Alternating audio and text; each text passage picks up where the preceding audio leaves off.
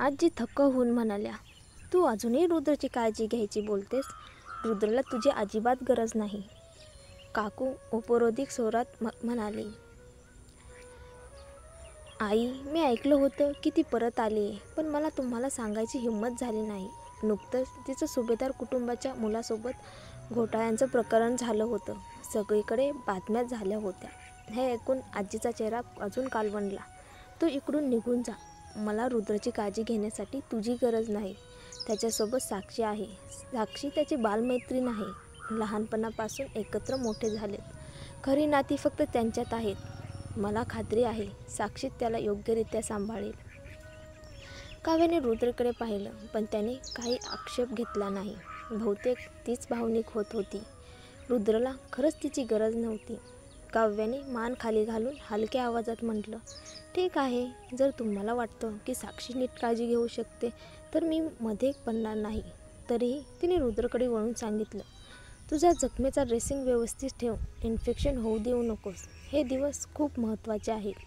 काही वेगळं वाटलं तर लगेच डॉक्टरांना सांग. इथल्या डॉक्टरांना तुला सांगायला हवं का? खरंच माझ्या डोळ्यासमोर आलीस की मला डोकेदुखी होते. लगेच निघून जा. आजी संतापून म्हणाल्या.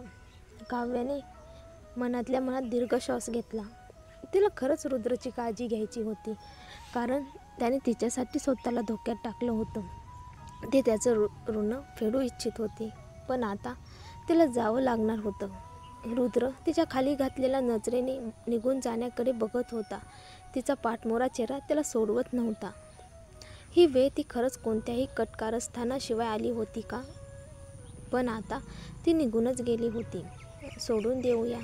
आजी पटकन रुद्रकडे वळल्या आणि म्हणाल्या, रुद्र, तू या मुलीवर पुन्हा कधीच विश्वास ठेवू नकोस.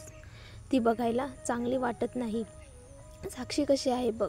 लहानपणापासून तुला ओळखते. तिने कधी कुणाला फसवलं नाही, खोटं बोलली नाही. तुला तिच्यासोबत राहायला हवं.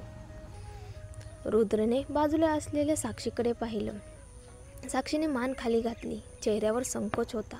ठीक आहे, तुम्ही दोघी परत जा. इतकी माणसं इथे आहेत. मला आराम करायचा आहे. रुद्रने थोडक्यात सांगून सर्वांना बाहेर जायला लावलं. हो हो, आम्ही आता निघतो. तुम्हा दोघांचा वेळ वाया घालवणार नाही.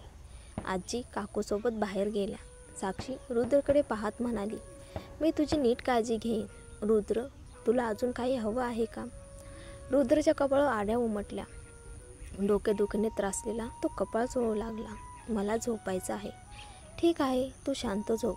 ड्रेसिंग बदलायला नर्स आल्यावर मी तुला उठवते, साक्षी म्हणाली. तिच्या मनात मात्र राग होता. काव्या खूप पुढे निघून गेली होती. जणू तिला सगळं माहीत आहे आणि स्वतःला श्रेष्ठ समजते. पण रुद्रच्या नजरेत तिचं स्थान घट्ट करण्यासाठी साक्षीने ठरवलं, काव्या जे करू शकते ते तीही करू शकते. जेव्हा नर्स आली तेव्हा साक्षी लगेच पुढे झाली. रुद्र, मला ड्रेसिंग करायला येतं. मी तुला स्वतः बांधून देईन.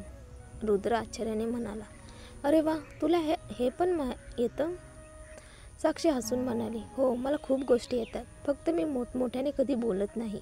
काव्यासारखी सगळ्यांना दाखवण्याची मला सवय नाही.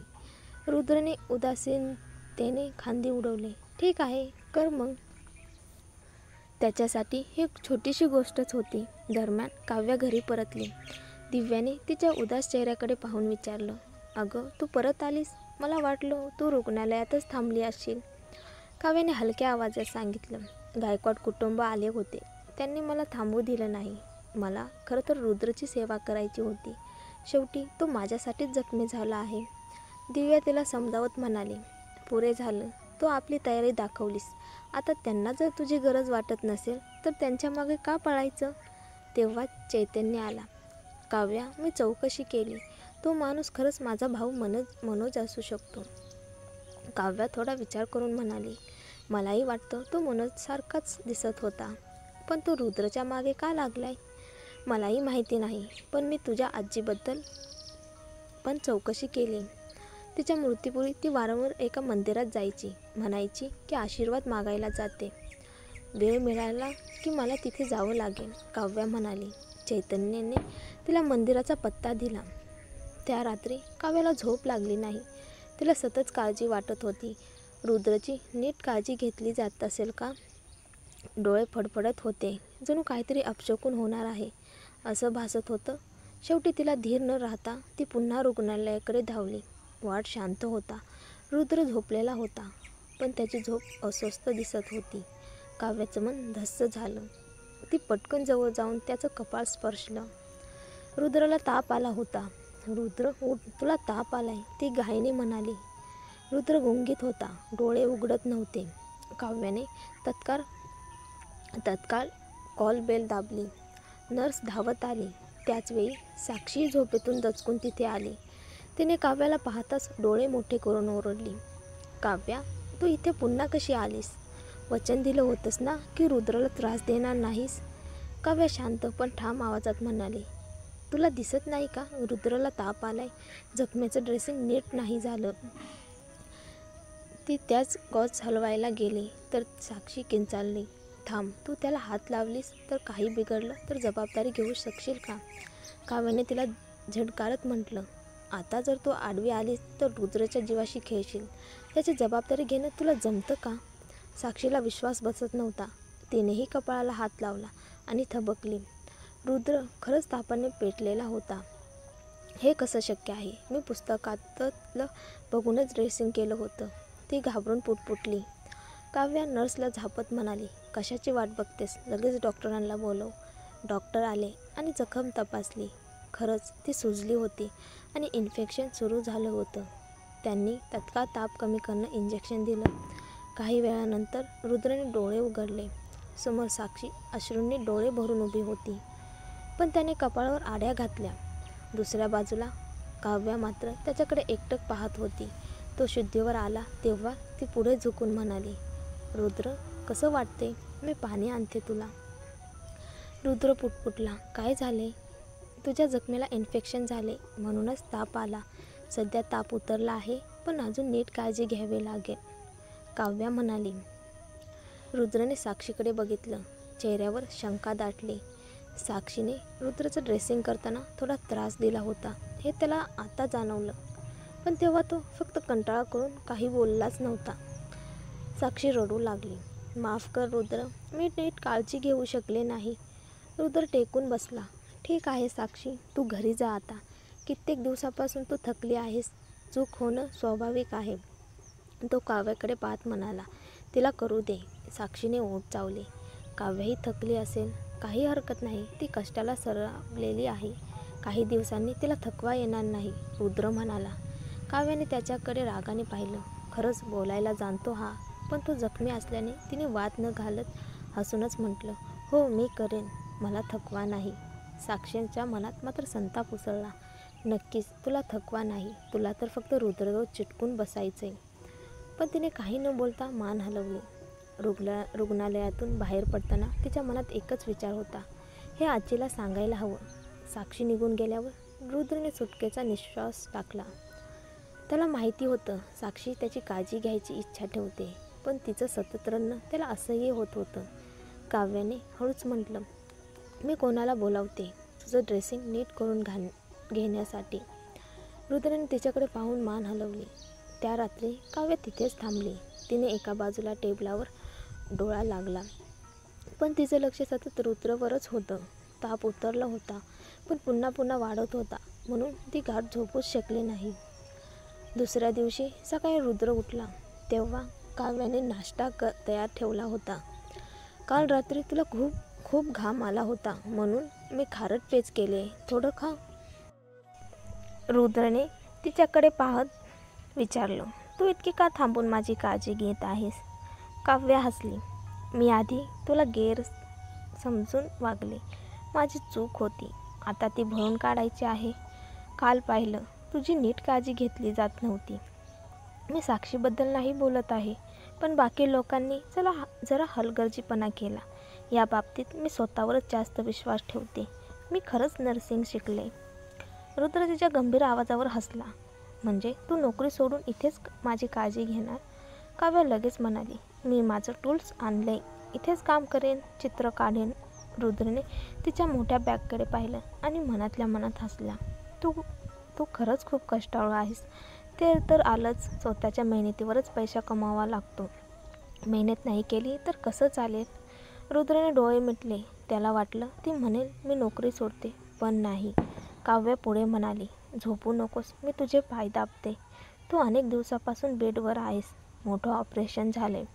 अनेस्थेशियाचा परिणाम जास्त काळ राहतो. मसाज केल्याने स्नायू पुन्हा बळकट होतील. रुद्रने कुरकुरत म्हटलं, मला तुझी मदत नको आहे. पण तो विसरला. काव्या साक्षीसारखी नाही. तिला थांबवणं अवघड होतं. काव्याने त्याचे पाय हातात घेतले आणि हळूच दाबायला सुरुवात केली. रुद्रच्या पायात मुंग्या येत होत्या. मसाजमुळे गोडसा आराम मिळाला. त्याने डोळे बारीक केले, पण तिला थांबवलं नाही. तेवढ्यात आजीचा रागीट आवाज बाहेरून ऐकू आला, ही पापी पुन्हा इथेच आहे. त्या आत शिरल्या. नजरेत ज्वाला होत्या. ह्यावेळी साक्षी सोबत आलीच नव्हती. नक्कीच तिने तक्रार करून पाठवलं असेल. काव्याने मनाशी विचार केला. आजीच्या नजरेला काय दिसलं? काव्याचे हात अजूनही रुद्रच्या पायावर होते. लाज नाही का तुला? किती वेळा सांगितलं निघून जा म्हणून, तरीही तू इथे रुद्रला फसवायला आली आहेस. ही कसली कोल्हकडी? काव्या शांतपणे म्हणाली, आजी, काल रुद्रला ताप आला होता. जखमेला इन्फेक्शन झालं होतं. मी फक्त तपासायला आले. तुझ्या रोजच्या येण्या जाण्यामुळेच त्याला आराम मिळत नाही, म्हणूनच ताप आला. आजी संतापल्या. आजी, रुद्र हळू आवाजात म्हणाला, मीच त्याला थांबायला सांगितलं होतं. आजी थबकल्या. काय? तिनं माझी खरी काळजी घेतली. आत्ताच मला खूप त्रास होत होता, पण तिच्या मसाजमुळे हलकं वाटलं. आजीला काही सुचेनासं झालं. त्यांनी काव्याकडे कटाक्ष टाकला. ही तर तुझं मन वळवायला आली. रुद्र थोडा कडक आवाजात म्हणाला, मी एवढा सहज कुणाकडून फसवला जाणार नाही. मला आत्ता काही विचार करायचा नाही. फक्त बरं व्हायचंय आणि परत माझ्या कामात जायचंय. आजी, तुम्ही काळजी करू नका. आजींनी दीर्घ श्वास घेतला. रुद्रची अवस्था बघता काव्य काहीच करू शकत नाही. पण ही मुलगी फारच चलाक आहे. नर्सिंग शिकून आली, फक्त रुद्रजवळ राहण्यासाठी. आजी निघून गेल्यावर काव्या रुद्रकडे पाहत होती. त्याने तिच्यासाठी बोलणं दाखवलं हे तिला अपेक्षितच नव्हतं. कदाचित तो मला तितकं नावडत नाही. ती मनोमन हसली आणि मसाज करत राहिली. रुद्रने तिच्या कोवळ्या चेहऱ्याकडे पाहिलं. तिचं हलकं हसू, पांढुरक्या गालावर पसरलेला तेजस्वी प्रकाश. तो मात्र वळून गप्प बसला. काव्या 2 दिवस त्याच्यासोबतच राहिली. रुद्रची तब्येत झपाट्याने सुधारत गेली. 3ऱ्या दिवशी सकाळी रुद्र उठला तेव्हा काव्या टेबलावर झोपलेली होती. अस्वस्थ अवस्थेत वाकून झोपलेली पाहून तो जवळ गेला. काव्या, बेडवर जा. त्याने तिच्या खांद्याला स्पर्श केला, पण ती हललीच नाही. रुद्र दचकला. नीट पाहिलं तर ती बेशुद्ध होती. त्याने तिला उचललं आणि ओरडला, डॉक्टरला बोलवा. काव्या बेशुद्ध झाली आहे. डॉक्टर आले आणि तपासलं. मिस काव्या थकव्यामुळे कोसळली आहे, ते म्हणाले. रुद्र थबकून गेला. डॉक्टर शांतपणे म्हणाले, घाबरू नका. ही फक्त थकव्याने झोपली आहे. थोडा वेळ विश्रांती घेतली की बरी